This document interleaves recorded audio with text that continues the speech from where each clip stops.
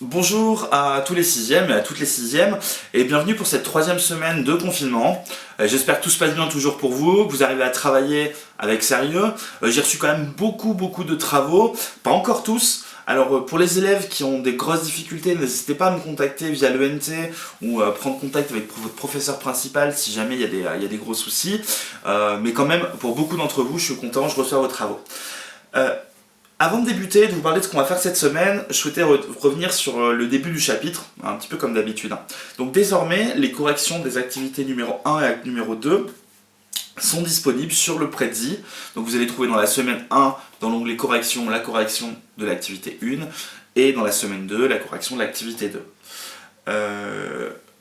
Petit point sur les végétaux, sur le développement de ces végétaux qu'on a vu il y a 2 semaines, je reviens de suite. Alors, chez les végétaux, tout commence donc par une phase de graines. Donc ici, là, on a ce qu'on appelle des graines de haricots, ok ?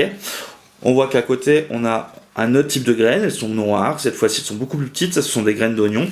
Et je finis avec quelques graines de tomates. Donc on les voit pas très bien, j'essaie de... On voit qu'elles ont quand même une autre forme et une autre taille. Donc ensuite, une fois que cette graine a germé, elle va donc changer. Et là, elle va donner une petite pousse. Donc là, par exemple, on a quelques pousses de radis, vous voyez, avec cette petite forme en forme de cœur, ce qu'on appelle des crucifères pour la famille des radis. Ensuite, je change et on va regarder cette fois-ci d'autres types de plantes. Là, on a des plantes de tomates qui sont ici. Là, ce sont de la tomate. Et ici, en bas à droite, celle-ci, c'est une aubergine. Alors, elles se ressemblent énormément, étant donné qu'elles font partie de la même famille. Donc, eh bien là, comme vous pouvez le voir, en ce moment, les arbres fruitiers sont en fleurs. Donc ça, c'est la suite. On a vu donc qu'il y avait la tige qui se développait au départ, la racine. Puis, petit à petit, on a donc ces fleurs qui se développent. Donc là, on les voit un petit peu mieux. Donc on va regarder un petit peu plus en détail de quoi sont composées ces fleurs. Donc une fois que les jeunes pousses se sont développées, elles vont développer ce qu'on appelle des fleurs. Donc vous avez complété un schéma la semaine passée sur les fleurs, là on le voit en réel.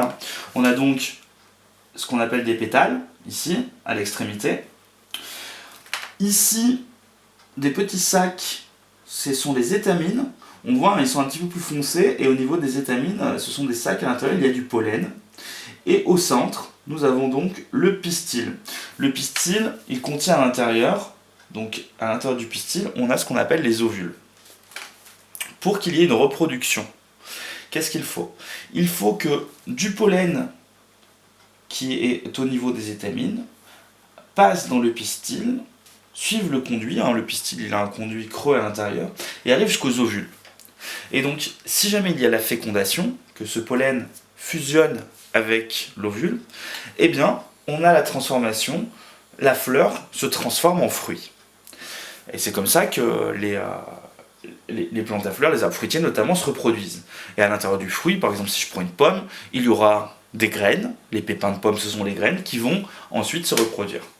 Alors, ce qu'il y a, c'est que d'une plante à l'autre, parfois, il y a la reproduction d'une fleur d'une plante à une autre plante, de 2 fleurs présentes sur la même plante, ou la plante en elle-même qui arrive à se cloner, mais ça c'est plus rare.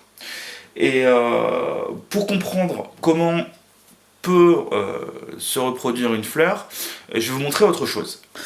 Donc comme je viens de le voir, au niveau des étamines, on a donc du pollen, et ce pollen doit donc venir féconder l'ovule, qui se situe au cœur du pistil de la fleur.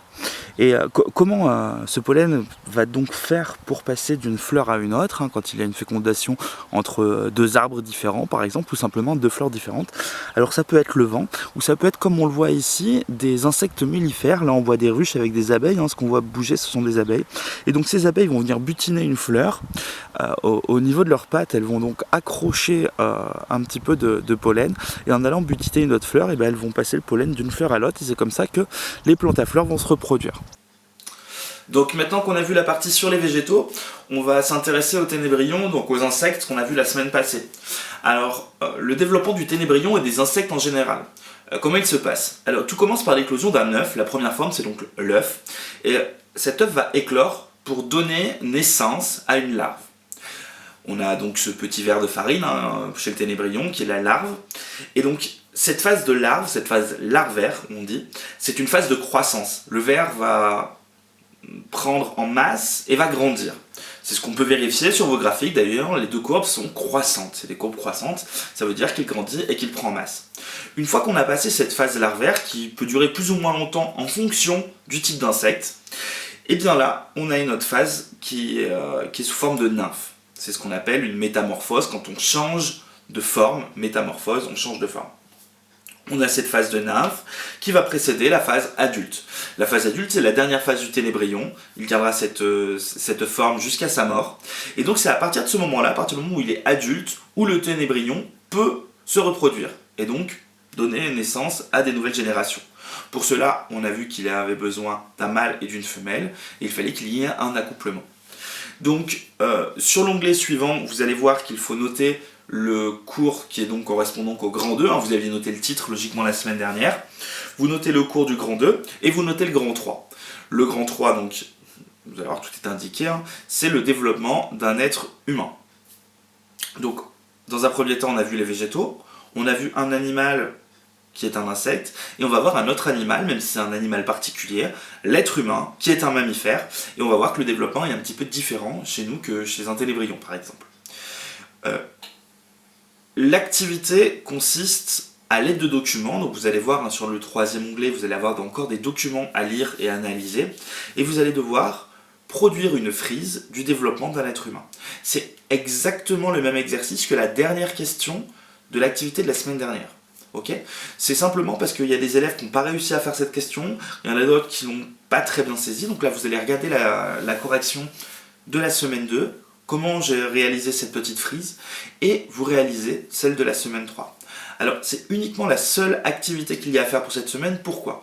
C'est parce qu'on arrive bientôt à la fin du chapitre, et qu'on va arriver sur une phase de révision. Il va falloir bien revoir les trois parties. La première partie, les végétaux, les insectes, et l'être humain. Donc le développement de ces trois types d'individus.